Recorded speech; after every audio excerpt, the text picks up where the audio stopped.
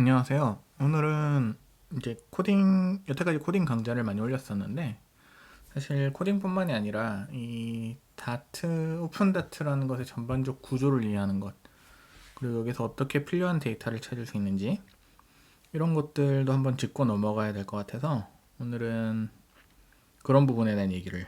그래서 오늘 할 거는 오픈 다트의 구조에 대한 개괄. 특히 정기 공시. 이게 사실 가장 중요한 거죠. 정기 공시. 그래서 이 정기 공시를 중심으로 오픈 다트가 어떤 식으로 이루어져 있는지 약간의 회계 정보와 추가해서 좀 말씀을 드리려고 합니다. 자, 제 영상 여태까지 보신 분들은 이 오픈 다트가 뭔지는 대충 다 아실 거예요. 금감원에서 제공하는 다트 공시 API 시스템입니다. 자료 범위는 현재로선 상장사입니다. 한국의 공시 제도는 지금 우리는 주로 이제 주식 투자하는 분들이 제 영상 많이 보시는 것 같은데, 상장사가 코스피와 코스닥으로 구성되어 있죠. 이게 상장사고요. 그 다음 여기에 플러스 외감기업이라는 게 있어요. 이 외감기업이라는 것은 특정 규모, 종업원 수나 혹은 자산 규모를 만족하는 경우에 외감기업으로 분류가 되는데, 한국에는 독특하게도 상장사가 아니더라도 외감기업이면 공시를 해야 됩니다. 물론 공시의 종류나 리퀘어먼트, 요구사항은 상장사보다는 좀 낮긴 하지만 여전히 외부 검사인을 동원해서 감사를 받고 공시를 해야 하는 것은 동일합니다. 이게 독특한 점이고요. 다만 이 외관기업 등은 아직까지 자료를 제공하지 않는 것으로 보입니다. 이거 제공하면 또 재밌을 텐데 아직은 제공하지 않더라고요.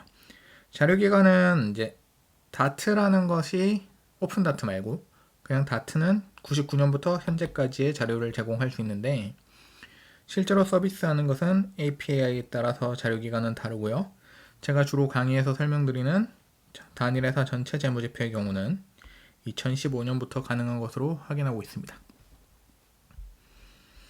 이제 공시의 종류인데, 이 정기공시, 이 정기공시로 분류된 것들은 총 5개의 타입이 있어요. 이 중에 특히 이 3개, A001, 2, 3으로 분류된 이 3개의 공시가 중요합니다. 001은 사업보고서, 2는 반기, 3은 분기보고서예요. 그래서 이 3개에 집중을 하도록 할 거예요, 저는. 자, 이것은 이제 공시 유형과 보고서 코드인데, 이 오픈다트에서는 공시 상세 유형과 보고서 코드 두 유형의 분류를 사용합니다. 그래서 상세 유형, 이 PB 어쩌고저쩌고 디테일 TY, 이 값을 요구하거나 이 값을 보여주는 것은 이 알파벳 다음에 숫자 3개로 나오는 상세 유형을 의미하고요. REPRT 코드라고 되어 있는 이 보고서 코드는 이 정기 공시에서만 사용하는 코드인데요. 총 4개의 종류로 이루어집니다. 이걸 좀 치워야겠네. 아이고.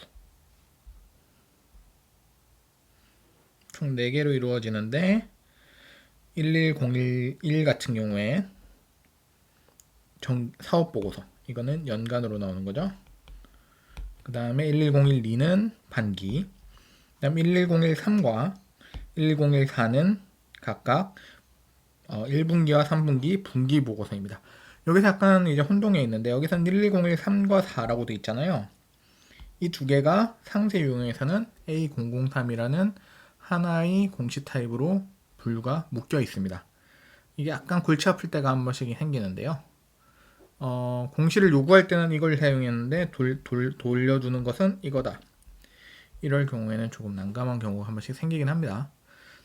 네, 그래서 제가 저번 영상 중에 하나 이거에 대해서 좀 까놓은 것도 있긴 한데, 어쨌든 제공하는 게 이거니까 여기에 맞춰서 사용을 해야 됩니다. 한국의 공시 제도에 대해서 조금 더 말씀을 드리면, 이 한국은 2009년에서 11년에 걸쳐서 IFRS 국제회계 기준을 도입했어요. 그래서 이 국제회계 기준을 도입했는데, 이것은 미국 그 전에 사용하던 GAAP, Generally Accepted Accounting Principle, 이거는 아직 미국에서 사용하고 있는데요. 이것과는 이제 상당한 차이가 나고요. 뭐 결국 이제 실행에 있어서 큰 차이가 나는지 모르겠지만 이론적으로는 차이를 만들기 위해서 디자인되어 있습니다. 그래서 미국과 한국의 회계 공시 제도는 단순히 뭐 언어가 다른 걸 넘어서 이 원칙 자체가 다른 부분들이 많이 있다. 다트 사용 측면에서 주의해야 될 점은 이제 연결 재무제표가 주 공시가 되었다는 점이에요. 즉 지배하고 있는 회사가 있을 경우에 그 지배하고 있는 회사의 공시와 결합하여, 그러니까 자회사와 결합하여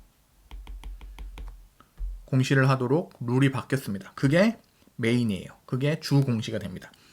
그래서 2011년부터는 연결재무제표를 우선적으로 봐야 되는데, 아까 말씀드렸다시피 어차피 우리가 보는 건 2015년 이후의 일이기 때문에 뭐 큰 의미를 가지고 있지는 않습니다. 다만 연결재무제표라는 것이 주 공시다 라는 점, 나중에 코딩할 때 약간 이거 주의해야 될 점이 하나 생겨요. 그 다음에 그럼 이제 이런 질문을 하실 분들이 계실 거예요. 연결재무제표라는 게 대체 뭐냐? 연결재무제표라는 것은 자회사, 우리가 흔히 자회사라고 얘기하지만 정확하게 얘기하면 지배력이 미치는 회사가 자회사예요. 지배력이 미치는 회사의 재무제표를 연결해서 작성하는 겁니다. 자회사의 손익이 있다. 이 자회사의 손익도 모회사의 손익에 포함이 되어야 된다는 거죠. 플러스 마이너스가 돼서. 이게 기본적인 연결재무제표의 아이디어입니다. 지배하고 있는 회사가 있다면 사실상 동일한 경제적 실체다.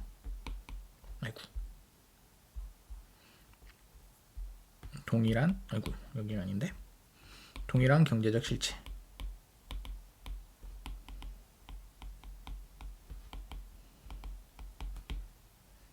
그런 의미에서 회사의 가치를 판단할 때 자회사의 정보를 알지 않고 가치를 판단할 수 있느냐, 그런 질문이 생기는 거죠. 예를 들면 지금 LG화학인가요? 그 자회사 분할한다고 하고 있죠. 배터리 부분을. 그럼 배터리 부분이 자회사가 되는데 연결을 하지 않고 배터리 부분은 이제 다른 회사니까 우리는 연결하지 않고 정보를 보여주지 않겠다.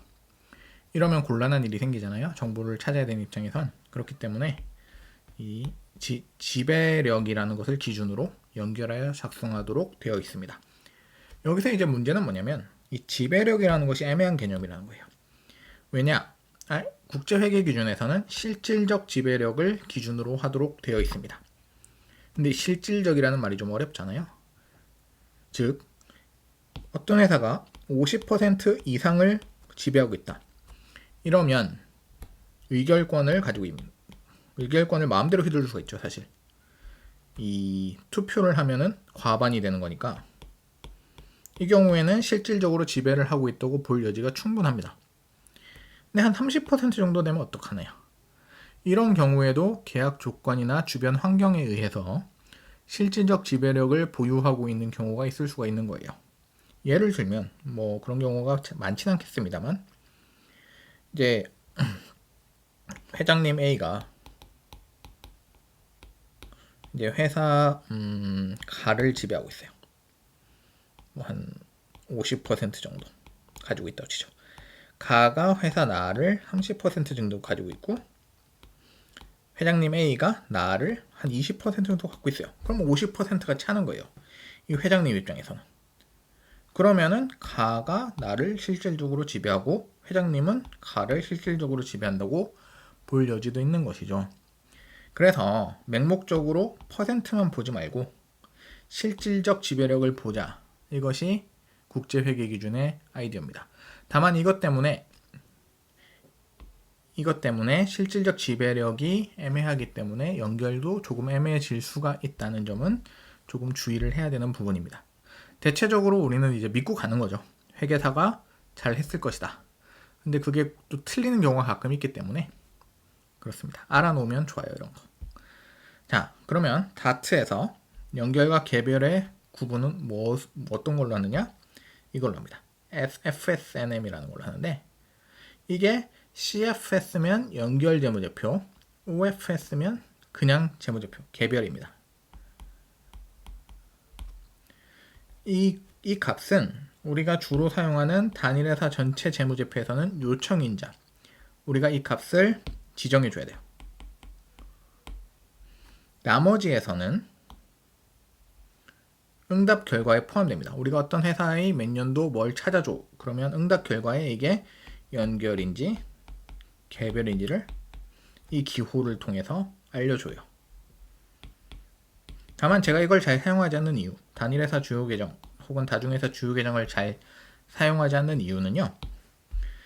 여기는 재무상태표, 옛날엔 대체대조표라고 배운 분들도 많으실 텐데 재무상태표랑 손익계산서만 제공해요. 현금흐름표를 주지 않는데 사실 이 현금 흐름이라는 것도 굉장히 중요한 거거든요. 실제로 뭐 많은 논문에서 현금 흐름과 손익을 같이 봐야 된다. 이런 얘기를 하는 논문도 실제로 많고요. 그렇기 때문에 저는 현금 흐름표도 포함하는 단일회사 전체 재무제표를 주로 사용하고 있습니다.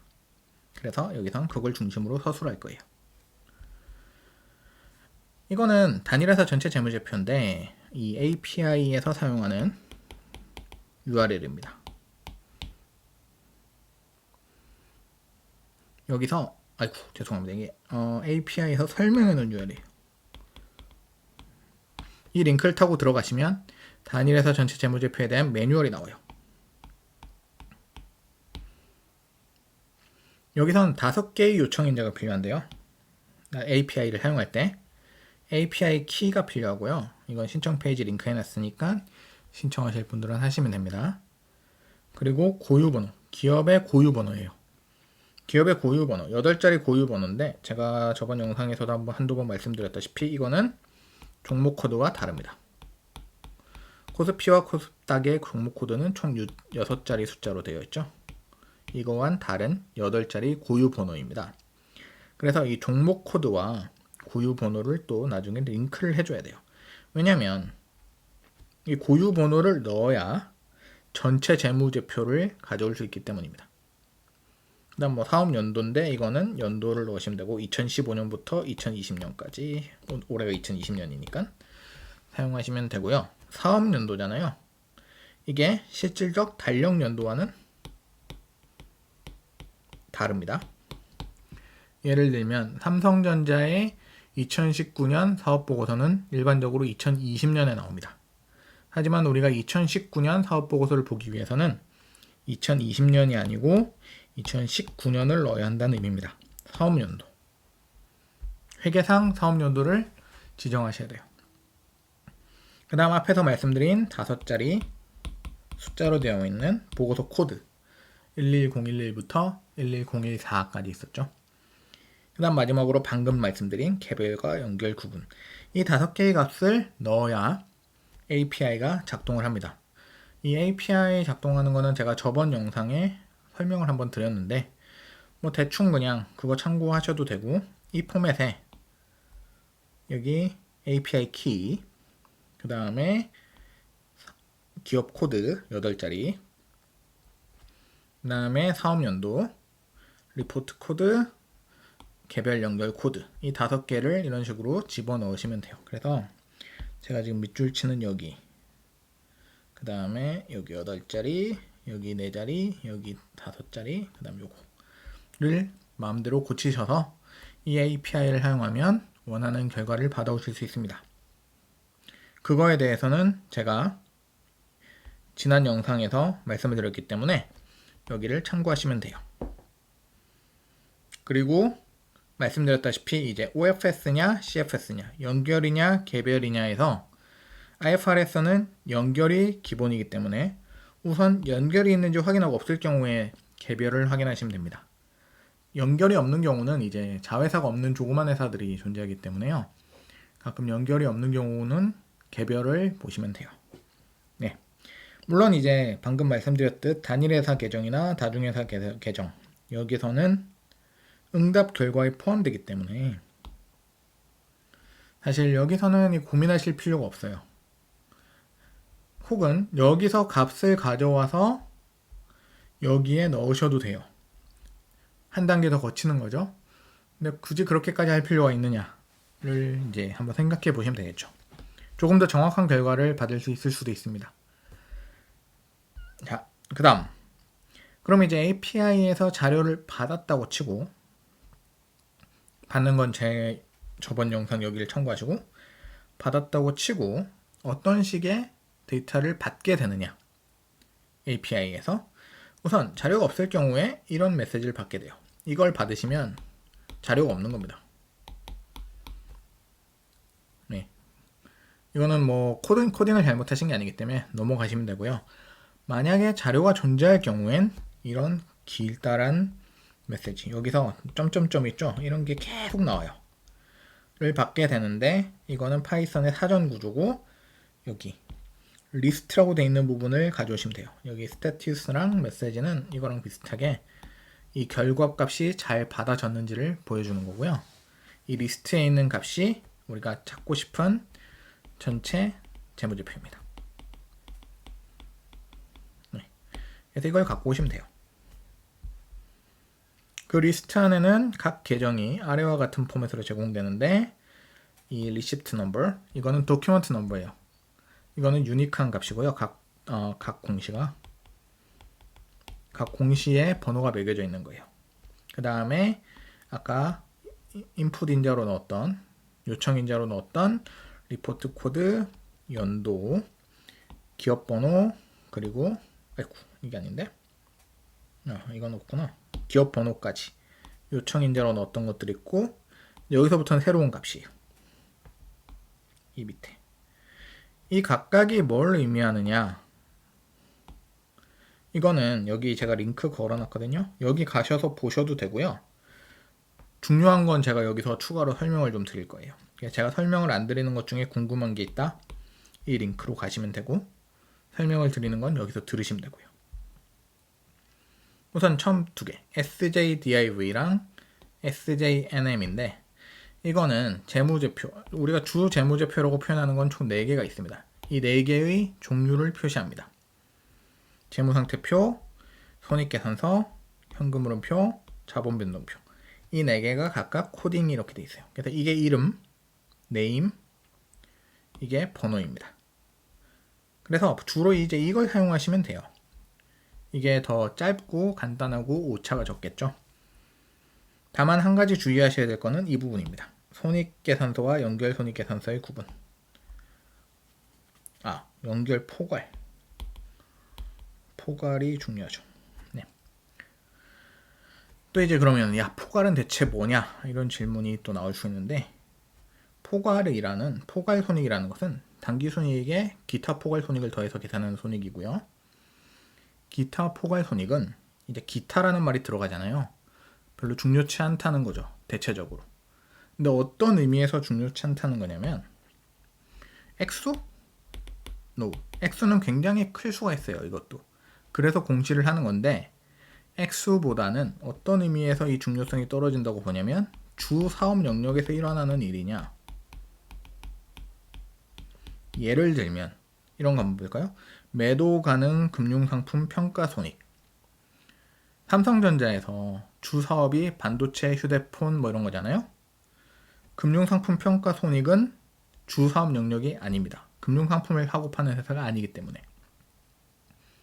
물론 가지고 있는 자산을 잘못 투자를 해서 손익을 엄청나게 크게 볼 수도 있어요. 그래서 액수는 엄청 클 수도 있지만 주 사업 영역에서 이루어지는 일이 아니기 때문에 기타라는 말이 붙는 거고요. 주 사업 영역에서 일어나는 일이 아니라는 것은 어떤 식으로 해석할 수 있냐? 일반적으로 이것은 다시 되풀이될 일이 확률이 그렇게 높지는 않을 것이다 라고 짐작을 할 수가 있는 거예요. 우리는 이익의 지속성이라는 말로 이걸 표현하는데요. 예를 들면 삼성전자에서 뭔가 올해 투자를 잘했어요. 아니면 최근처럼 주가가 계속 올라서 가지고 있는 금융상품 가격이 많이 올랐어요. 이게 계속 반복될까요? 그렇지는 않을 것이라는 거죠. 그래서 우리가 기업에 대한 가치 평가를 할 땐 주로 이 주 사업 영역에 대한 얘기를 주로 관심을 가지고 하게 됩니다. 물론 여러 가지 이제 이슈는 따라오는 게 있죠. 구글, 애플, 삼성전자도 마찬가지 현금성 자산 굉장히 많이 가지고 있는데, 따라서 이 회사들은 금융회사로 봐야 되는 게 아니냐, 실질적인 손익 구조가, 그런 주장을 하시는 분들도 있어요. 그래서 이게 주사업 영역은 아니지만 중요하지 않냐, 뭐 어려운 얘기입니다만 적어도 원칙상 이런 것들은 주사업 영역에서 일어나는 일이 아니기 때문에 중요성이 좀 떨어진다. 이렇게 이해를 하시면 되고요. 따라서 일반적 의미에서 우리가 당기손익은 연결 손익계산서, 포괄이 들어가지 않은 에서 제시를 하게 됩니다. 그래서 거기에 집중을 하시면 돼요. 그 다음에 계정 아이템이 있는데 이거는 이 두 개의 값을 보시면 돼요. 이게 단기와 이 앞에 건 단기, 뒤에 건 전기를 표시하는 건데 문제는 뭐냐면 이 단기 전기가 재무제표마다 혹은 분기 반기 사업보고서에 따라 다르다는 점과 단기에서 제공하는 값 역시 이거에 따라서 조금씩 다르다는 점이 좀 주의를 해야 되는 부분이에요. 제가 삼성전자 거를 예시로 좀 보여드릴게요. 이게 2019년 12월 31일 기준의 연결 재무상태표입니다. 연결 재무상태표에서는 51기, 50기, 49기, 3기간의 것을 보여줘요. 그래서 전기는 50기의 사업보고서가 됩니다. 그래서 단기와 전기는 각각 해당하는 값을 돌려주게 돼요. 사업보고서의 경우는 비교를 위해서 전전기도 같이 제공을 합니다. 그러면 반기는 어떻냐? 반기는 52기 반기 말과 51기 기말을 돌려줘요. 자, 181, 385, 260 181, 385, 260 자, 이거 순서를 생각해. 제가 왜 이게 헷갈릴 수 있냐면 자, 1분기가 있고 반기가 있고 3분기가 있고 영업보고서가 있단 말이에요. 사업보고서. 그 다음에 전기의 사업보고서 있어요. 지금 이 반기에서는 전기 걸로 1분기 거나 혹은 작년 반기를 보여주는 게 아니라 이게 아니고 작년 사업보고서를 보여준다는 점 주의하셔야 돼요. 그래서 그것만 잘 알고 계시면 이게 각각 그 값을 가져온다는 점에 대해서는 뭐 오차가 있을 수가 없는 것이죠. 분기보고서도 유사하게 52기의 1분기 말, 52기의 3분기 말 값을 이거를 단기라고 보여주고요. 기말은 50일 기말을 보여줍니다. 사실 대차대조표 혹은 재무상태표가 뭐하는 표인지를 알면 이게 어떻게 보면 당연한 소리이기도 한데요. 그 부분 얘기하기 시작하면 좀 길어지고 지루하니까 안 그래도 지루할 것 같은데 넘어가겠습니다. 그래서 전기가 뭘 의미하냐는 주의를 조금 해야 한다. 손익계산서. 자, 이 사업보고서에서는 재무상태표와 마찬가지로 최근 3기간의 값을 보여줍니다. 그래서 걱정할 게 없고요. 다만 이제 분기로 넘어올게요. 분기에서는 최근 3개월 값과 누적값을 보여줍니다. 물론 이 경우에는 1분기이기 때문에 3개월 값과 누적값이 같아야겠죠. 전기값 역시 그 두 개를 같이 제공합니다. 분기로 넘어오면요. 이제 누적값과 최근 3개월 값을 제공해요. 그래서 누적이 있고 최근 3개월입니다. 그래서 앞에서 본 이 값 있잖아요. 이게 1분기 그 값이 여기 있고요. 여기에 최근 3개월을 더하면 이 누적이 나오게 돼요. 그게 누적의 의미니까요. 그래서 이게 손익계산서에서 한 가지 주의해야 될 점이 있는 게 뭘 원하느냐, 누적을 원하냐, 최근 3개월을 원하냐, 이거에 대해서 주의를 기울여야 돼요. 자기가 가지고 싶은 값이 뭐냐는 거죠. 만약에 최근 3개월을 갖고 싶다. 그러면 사업보고서를 돌아가 보면 사업보고서는 최근 3개월이 없어요. 그래서 따로 계산을 하셔야 됩니다. 이 경우엔 이렇게 3분기 사업보고서를 사용해서 계산을 해야 돼요.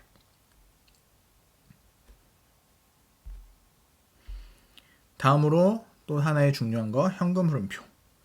이것도 마찬가지로 사업보고서에서는 단기를 포함한 3기분을 제공하기 때문에 괜찮습니다. 그냥 쓰시면 돼요.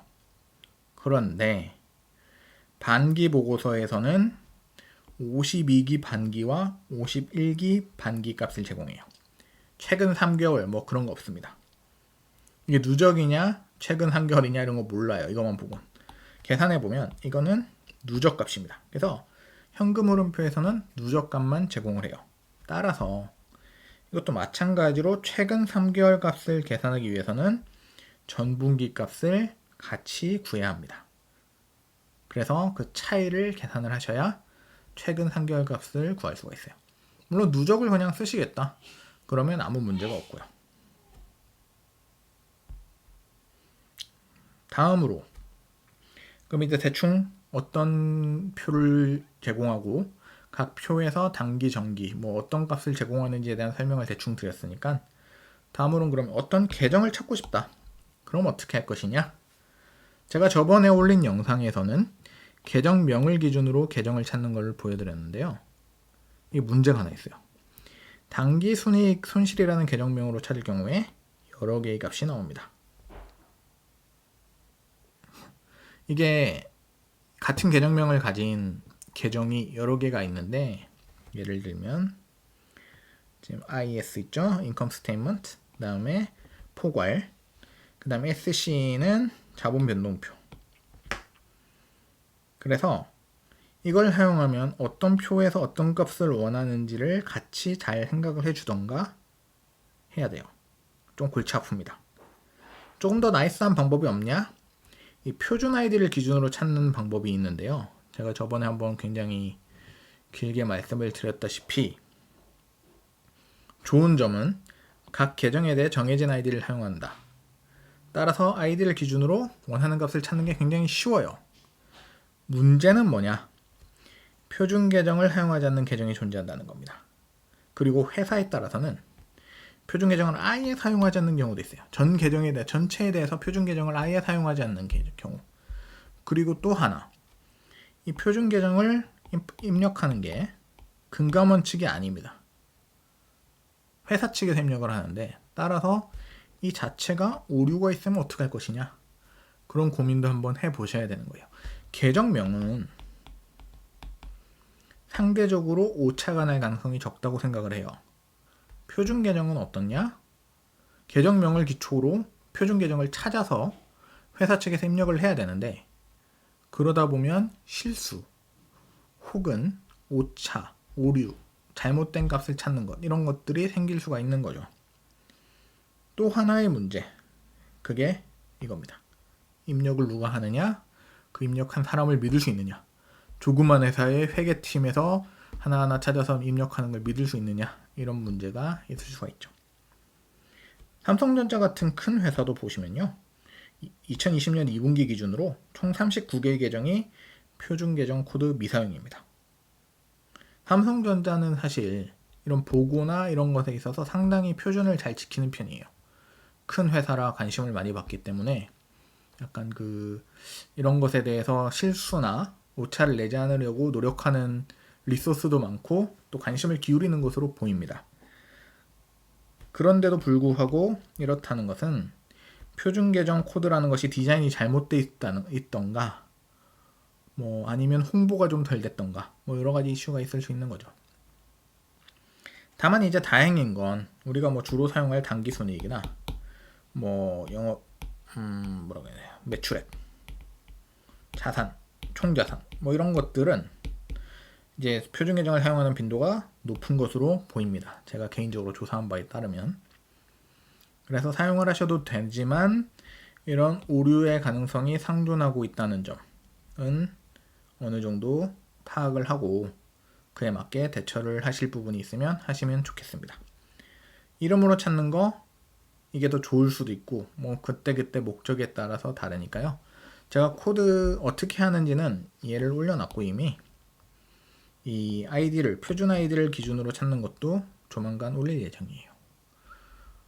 오늘은 조금 코딩 얘기는 다 제끼고 좀 지겨울 수도 있는데 이런 거 좀 알아놓으셔야 또 나중에 사용하실 때 편할 수도 있고 뭐 어쩌면 제 채널 같은 거 찾아서 들으시는 분들은 이런 건 다 기초 지식으로 알고 계실 수도 있지만 그래도 뭐 올려봤습니다. 네, 다음 영상에선 또 코딩 조금 하는 걸로 다시 찾아갈게요.